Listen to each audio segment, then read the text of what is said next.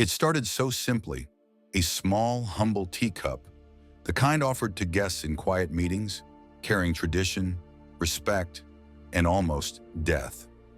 President Ibrahim Traoré was at a private meeting, deep inside a military base outside Ouagadougou. Nothing unusual, a small gathering under the shade of a mango tree, senior officers, trusted advisors, and steaming cups of spiced tea. A soldier, unfamiliar, wearing a plain uniform, passed the cups around. Traoré accepted his with a smile. He nodded in thanks, but he didn't sip. Not yet. He noticed the server, young, nervous, the cup held too carefully, like it might shatter. Across the circle, Colonel Yaya Konate, a sharp-eyed, cold veteran, took his first sip quickly. "Please drink, sir," Konate said lightly. "The tea is fresh." But Traoré simply placed his cup down without drinking, and the air shifted, subtly, dangerously. Only the keen-eyed Captain Zongo caught it, the silent signal. 2 hours earlier, back at the palace, a note had appeared on the president's desk. No signature, no explanation, just a chilling warning. "Watch your tea today. They will test your trust." Traoré hadn't canceled the meeting. He hadn't changed his schedule. Instead, he came prepared and waited for the traitor to reveal themselves. Now the untouched cup sat between them, heavy as a loaded gun. Traoré's gaze pinned Colonel Konate.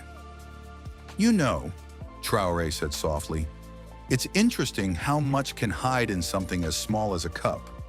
Konate gave a thin smile. "That's the beauty of tea, sir, or the danger," Traoré replied.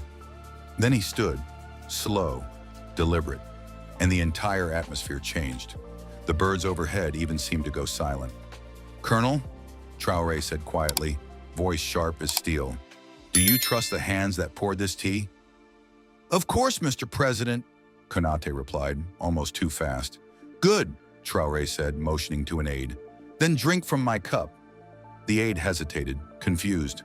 Konate's eyes widened. "No, wait," the colonel blurted. "We shouldn't mix cups. For hygiene." Traoré's gaze turned colder. "Hygiene, Colonel? Or poison?" The officer stiffened. The truth was hanging in the air, thick and undeniable. Without raising his voice, Traoré spoke into a walkie-talkie. "Bring him." Moments later, 2 soldiers dragged the young tea server forward, hands bound, face ashen with fear. From the soldier's sock, they produced a hidden vial, clear, tiny, marked with tiny letters, VXT-42, a deadly, tasteless neurotoxin, enough to kill within minutes. Traoré turned back to the officers. "I have buried brothers in war, but betrayal from within our house cuts deeper than any enemy." He faced Konate. "You invited me here, you arranged the tea, and you urged me to drink first." Konate rose to protest, but Captain Zongo was faster. In moments, Konate was surrounded and arrested.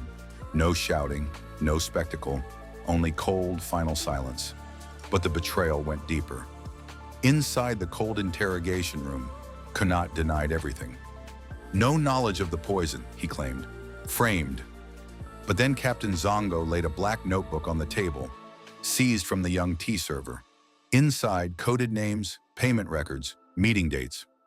One name repeated more than any other: Le Chacal, the Jackal. From a hidden observation room, President Traoré listened. His expression hardened. This wasn't just a rogue colonel. This was foreign interference. And the game was much, much bigger. The hunt for the Jackal began. Through cyber sleuthing, surveillance, and risky undercover work, they traced a burner phone, linked not to a soldier, but to Alexandre Morel, a French intelligence officer, long rumored to have meddled in West African politics. The final ping came from a luxury apartment in Ouaga 2000, less than 2 kilometers from the French consulate. He wasn't hiding, he was living among them. Operation Glass Eye was launched. No sirens, no uniforms, just watchers disguised as delivery men, janitors, fruit sellers. 3 days later, they saw him, pale-skinned, sharply dressed, wearing dark glasses and a hat. Calm, professional, but not invisible.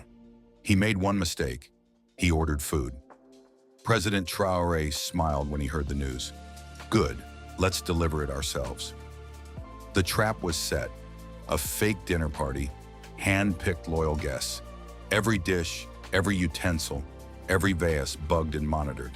At 7:30 p.m., the dinner began. And just as planned, an unknown waiter appeared with a tray of drinks. Not one of theirs. Not on any roster. Zongo's voice crackled through the earpiece. Unknown contact. Stand by. Traoré, calm as ever, accepted a glass, but didn't drink. Instead, he looked the waiter dead in the eye. Would you share a drink with your president? The waiter hesitated. Then Traoré said softly, You've been running a long time, Alexandra. The room exploded into action. Guards tackled the man before he could draw a needle hidden in his sleeve. Face to face, Traoré crouched beside the jackal. You thought you could kill a lion with a teacup. You forgot, Traoré whispered. Lions don't sip without smelling the wind. No press, no fanfare. Morel was flown to a secret prison that night, never to be seen again. A silent victory. But the war continues. The next day at the National Military Academy, Traoré stood before the new generation of soldiers, not with medals or parades, but holding that same ceramic cup. This cup almost ended my life, he told them, not because of the tea inside, but because of misplaced trust. The cadets listened, eyes wide, fists clenched. Power does not come from the barrel of a gun. It comes from the loyalty of your heart.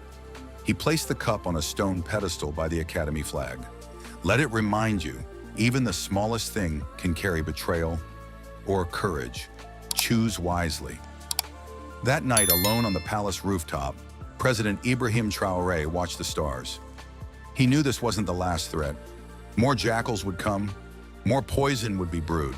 But now the world knew, you don't test a lion with a teacup, not without feeling his teeth.